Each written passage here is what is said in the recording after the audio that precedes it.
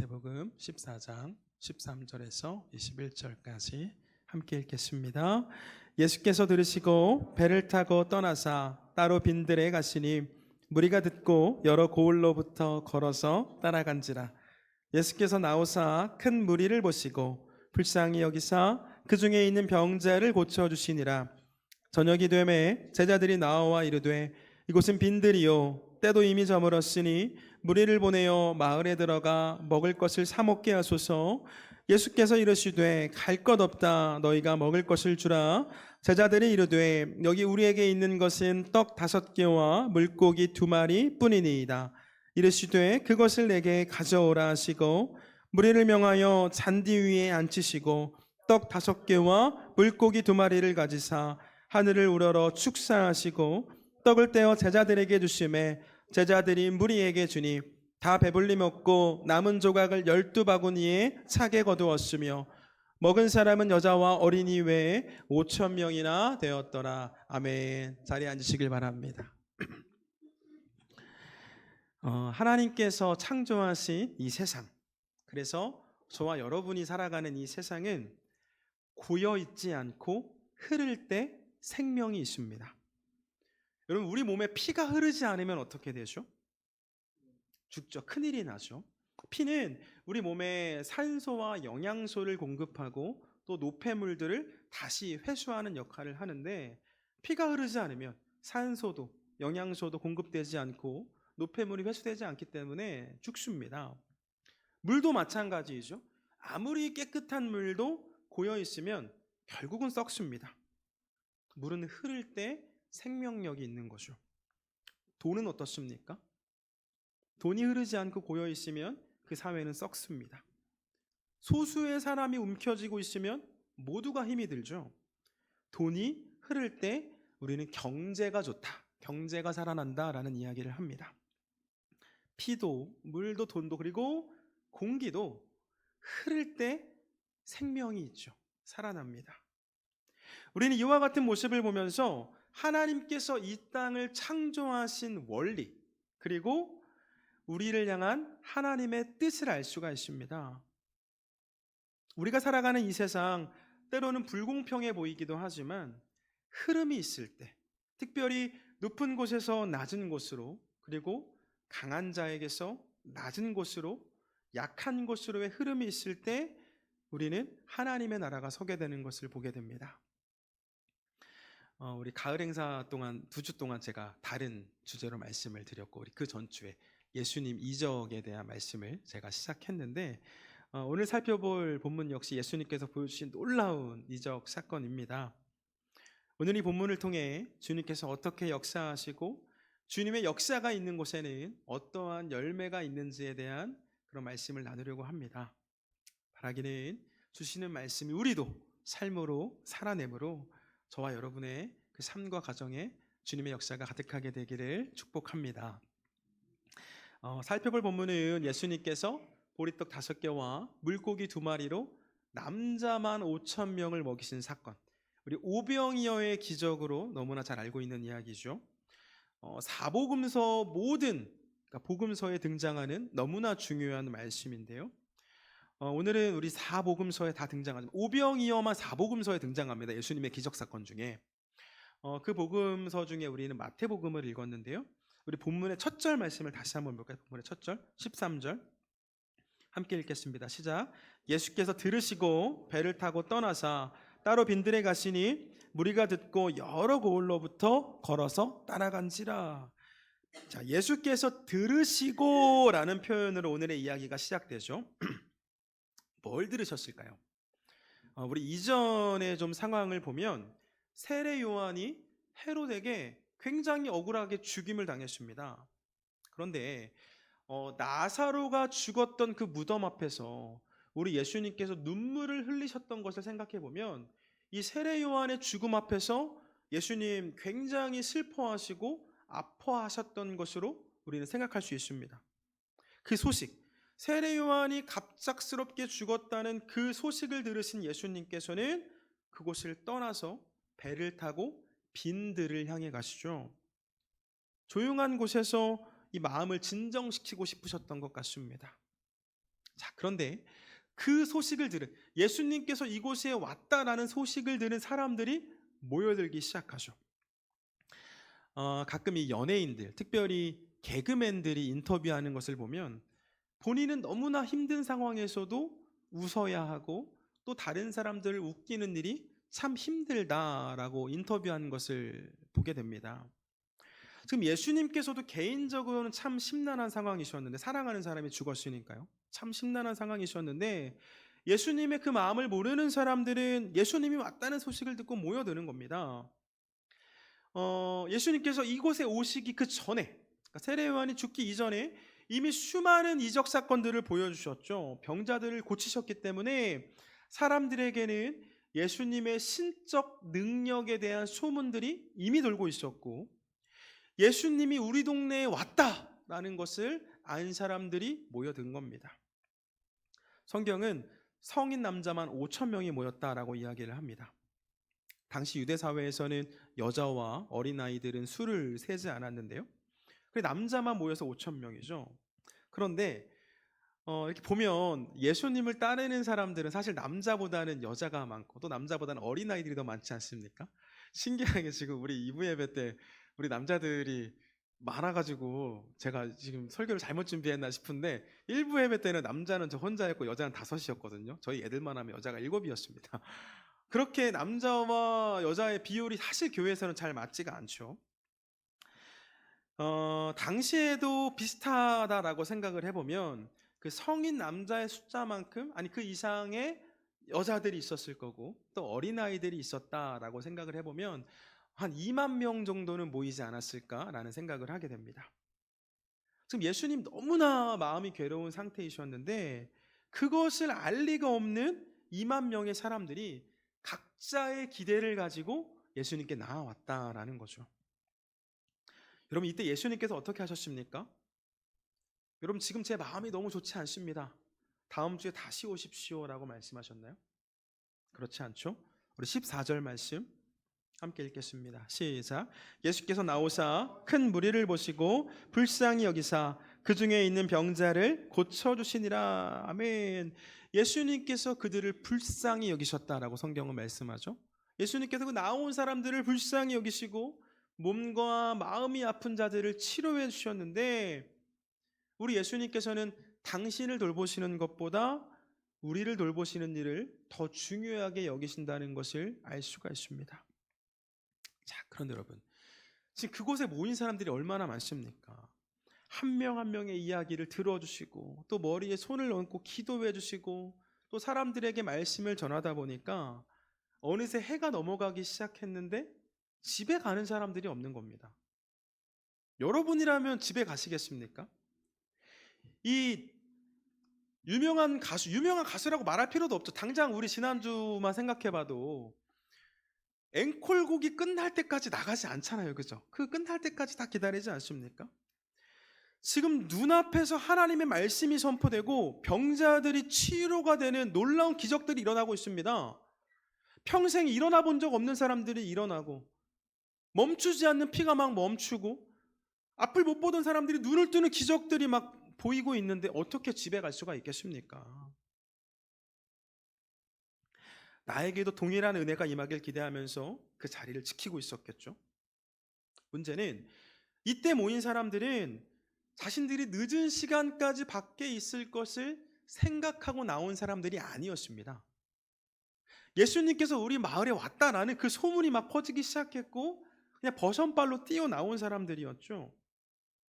시간이 흐르니 한 명 한 명 허기가 진 것을, 허기를 느끼기 시작했습니다. 그리고 그 사실을 알게 된 제자들이 예수님을 찾아와서 이야기를 하는 거죠. 예수님, 지금 이곳은 빈들이고 날이 다 저물었는데 예수님 계속해서 말씀을 나누시려면 식사를 좀 하셔야 하지 않겠습니까?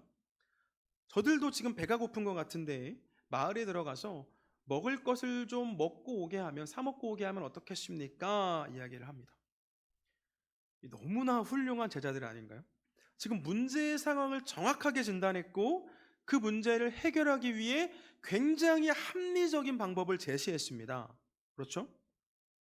배가 고프면 말씀을 전하시는 예수님도 힘이 들고 말씀을 듣는 이들도 집중이 잘 안 되니까 아무것도 없는 이 빈들 말고 마을에 들어가서 각자가 밥을 먹고 다시 모이자라고 이야기를 했습니다.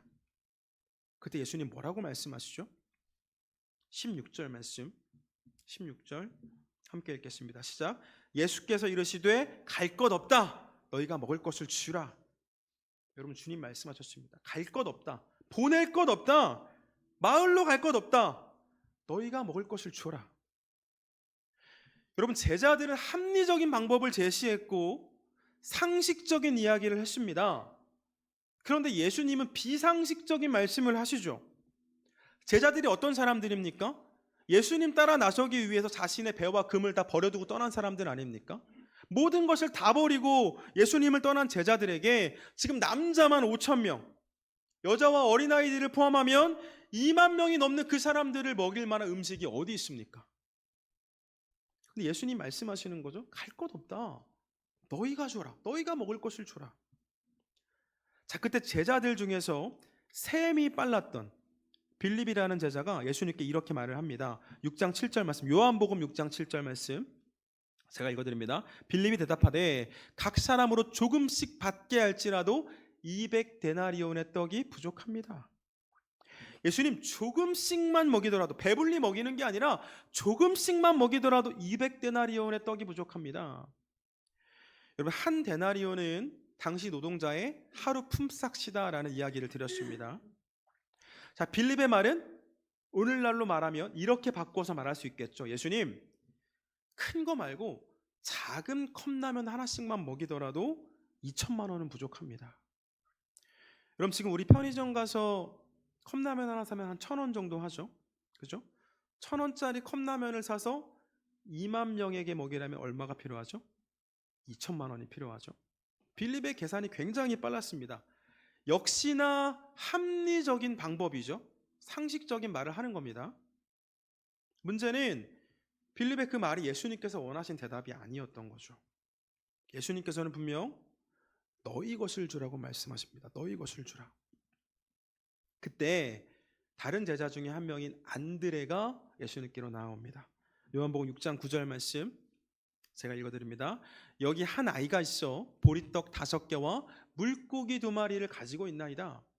그러나 그것이 이 많은 사람에게 얼마나 되겠사옵나이까. 예수님, 우리가 가진 게 어디 있습니까? 우리 보고 주라고 하시는데 우리가 가진 게 어디 있습니까? 예수님 지금 배를 타고 갑자기 오셔서 우리도 급하게 따라온 것 아닙니까?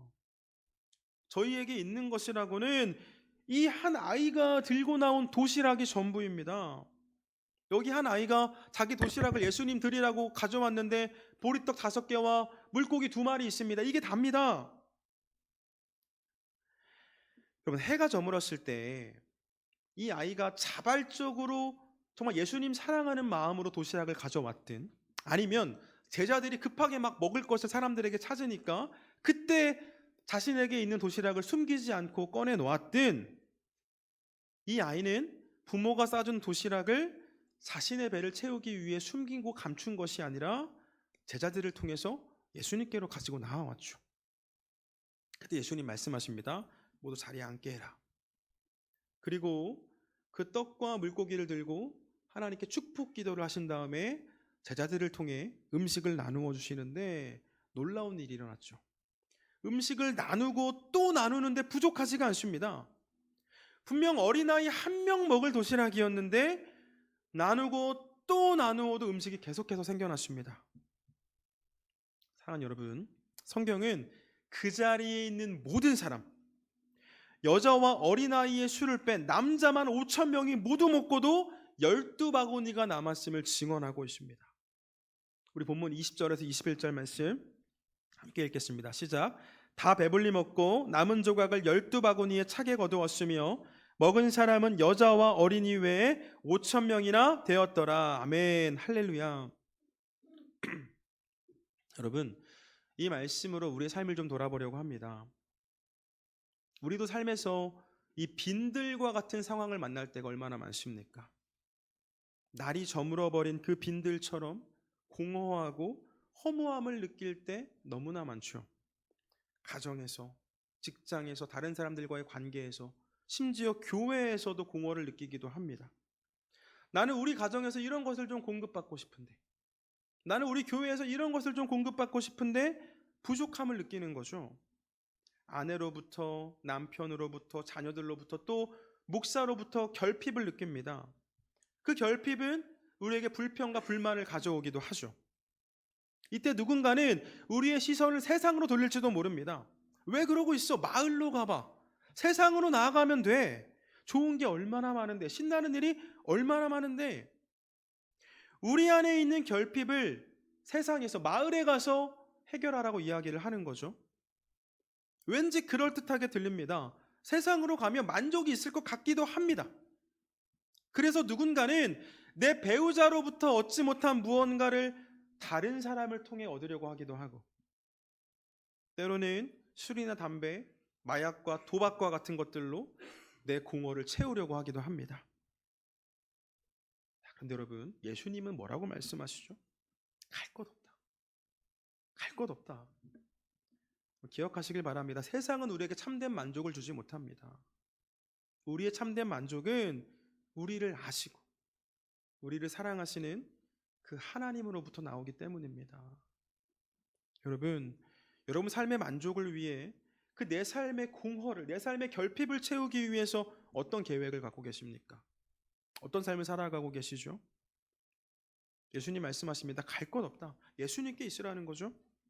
우리 영혼의 목마름을 영원토록 해결해 주실 그 예수님 붙잡을 때 우리는 만족을 얻게 되는 줄 믿습니다.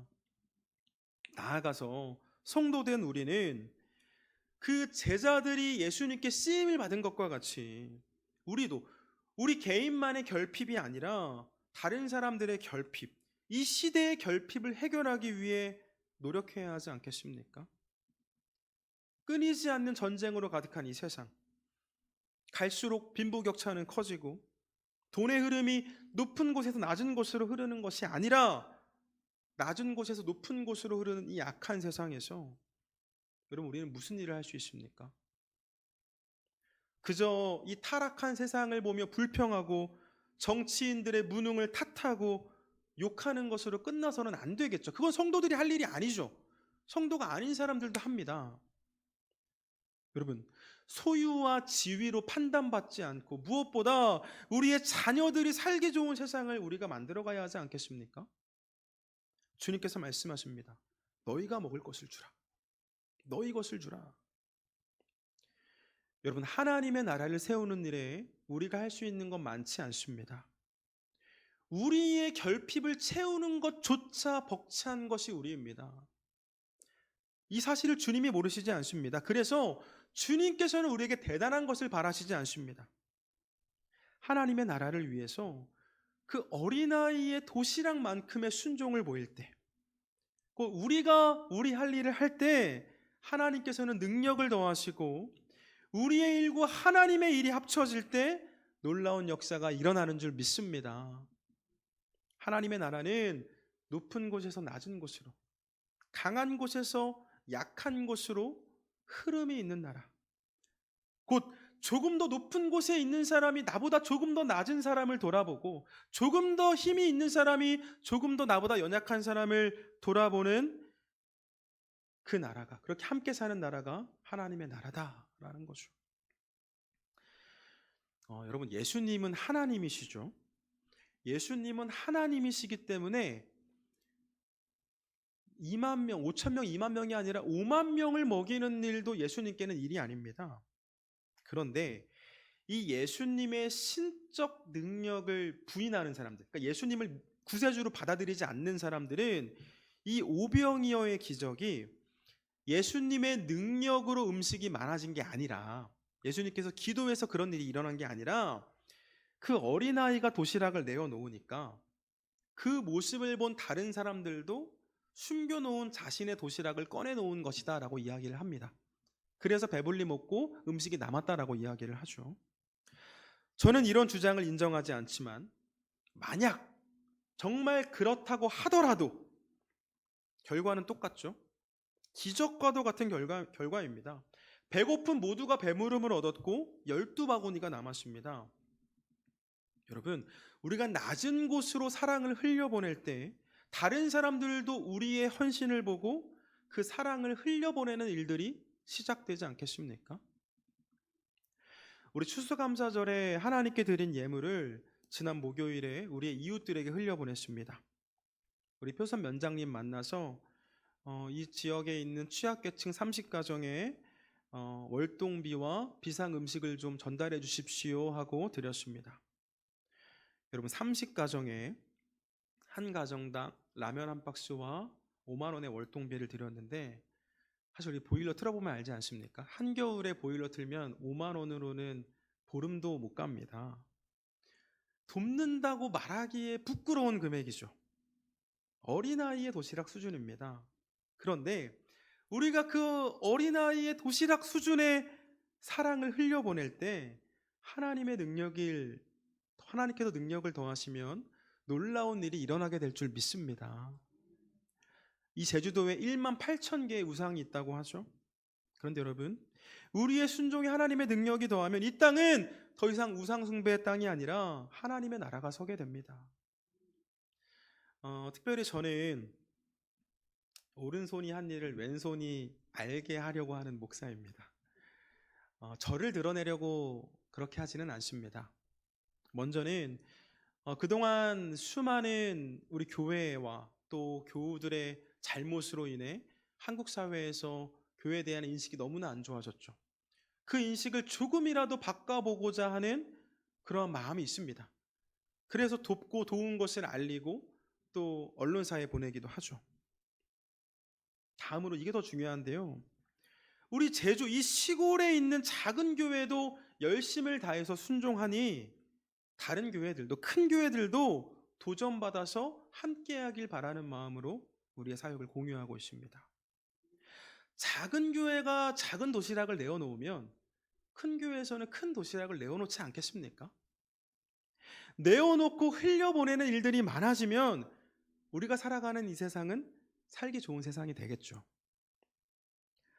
사랑하는 여러분, 제가 다른 교회 말씀을 전하러 가면 저는 우리 세움교회가 있는 표선을 소개할 때 영적 최전방이라고 소개를 합니다. 여러분, 저는 우리나라의 땅끝에서 왔고요. 제가 사는 곳은 영적 최전방입니다. 이렇게 말을 합니다. 실제로 저는 그렇게 생각하고 사역하고 있습니다. 저는 저와 여러분이 하나님의 군대가 되어서 말씀을 붙잡고 믿음으로 전진할 때 악이 승리한 것처럼 보이는 이 땅에 하나님의 나라가 서게 된다고 믿습니다. 대장 되신 예수님께서 우리가 어떻게 살아야 할지를 이미 보여주셨고 지금도 말씀을 통해 그리고 성령님을 통해 우리가 살아야 할 삶과 가야 할 길을 보여주고 계십니다. 바라기는 우리의 순종에 주님께서 능력을 더하신다는 사실을 기억하셔서 놀라운 역사를 경험하는 우리 교회가 되기를 축복하고요. 나아가 여러분들의 삶, 여러분들의 가정에도 하나님의 역사가 계속되어지기를 주님의 이름으로 축복합니다.